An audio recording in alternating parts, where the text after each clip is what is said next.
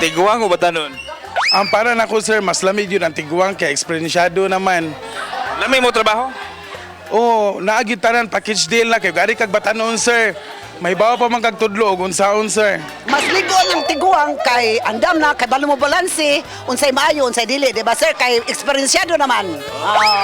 Ang ligo ng tiguang. Kay? Eksperensyado na yun. Kay sa batanon nga wapagintay alamag. Ay tiguang kay musyapol ug maayo. Para sa mga tiguang babae, mas nindot yun nilang batanon. Ano naman? Kay fighter man yun kayo batanon kontra sa tiguang. Ang mas ganahan ko sa batanon, sir. Ano naman? Kaya ang tiguang god mo, anso-anso naman. Gawa sa batanon nga, mo may pagagatason ba? Manimaw pang gatas. Ligon jud. Kaya para na mo mga tiguang, sir, mangita yung batanon. Mas ligon siguro ang tiguang kay eksperyensyado man. Eksperyensado juga. Medyo. Come on!